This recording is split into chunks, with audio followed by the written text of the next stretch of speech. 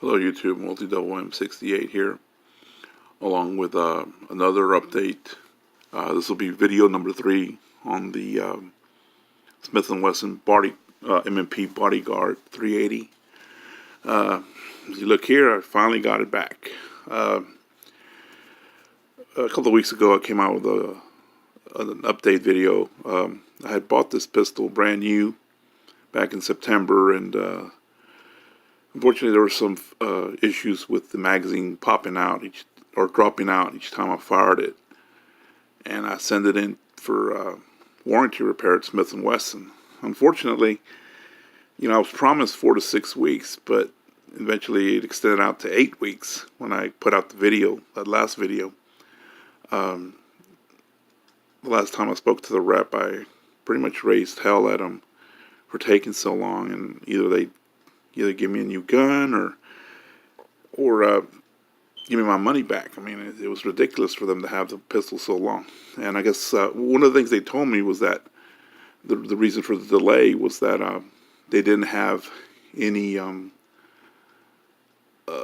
pistol frames in flat dark earth, and so they were just waiting on an order for more of those to arrive, but it was just taking too long. And so, I pretty much gave them an ultimatum. Hey, you better get this done or I want my money back. I'm going to go to the Better Business Bureau. And so they put me on the priority list. Anyway, I got my pistol back. Actually, I got it back about 2 weeks ago.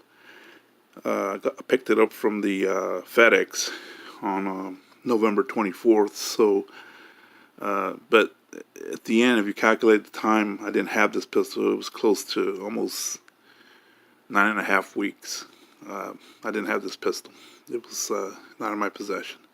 The paperwork that came when I got the pistol back basically just states they evaluated it, they replaced the grip body, and then basically they did a range test and it passed.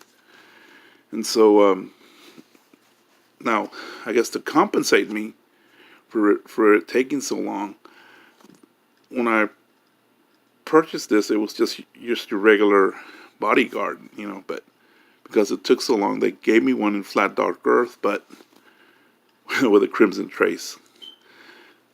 So, I got something out of it, I guess, to compensate me for the time it took to get this back.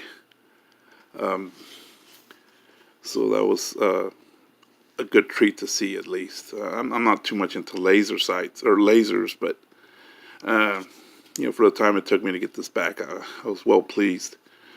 However, it just kind of confirms that there is an issue with this flat dark earth pistol frame without the crimson trace. That's how I bought the pistol originally, so I don't know if there's some quality control issues or whatever, but anyway, I went ahead and just last week I took it to the range. I fired off about 60 rounds with the combination of all these different ammos. These two are 100 grain. This is remanufactured loads from Free Munitions, 6 Hour. And I also fired off some Fiocchi and Aguila, 90 grain. I fired and tested both magazines that came with this pistol, just to make sure that there's no issues with the magazine or anything like that. And it fired well. There was no issues, no hiccups, nothing. So I was really well pleased with that.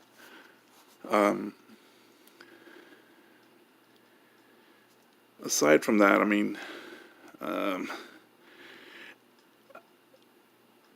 be quite honest, what I went through with the purchase of this pistol, I don't know, it really disappointed me, considering also that I do hold Smith & Wesson in high regard, and I think they do make decent quality pistols. It's just, I think the Bodyguard, I think it's an issue. It has a lot of issues. And the more I've read about the Bodyguard and looked into it, it seems to be plagued with a lot of issues. Maybe not as much as before, but there are still some issues with the pistol. But for now, I'm happy I got it back. It shoots well. I am carrying this right now as a defensive weapon or concealed weapon currently. I do have my hollow points, but I still kind of have to get used to this pistol. I think maybe as soon as I take it out a little more to the range and the more I fire it off, I think the more better I feel about it. Will I say that this is a gun I recommend you buy? Considering what I went through, probably not. I think there are better choices out there, especially with mouse guns. I don't know, you have to do your homework thoroughly. I heard some good things about the Remington RM380. And of course you have your Ruger LCP, the LCP2. Trigger on this thing is pretty heavy. Oops, sorry. The trigger on this thing is pretty heavy. So, that's another factor you have to consider. Heavy trigger pull. It was kind of, when I was firing it, it kind of would move a little bit to the side. And that's common, but I think with a little more practice on range time, I should get better acquainted with it.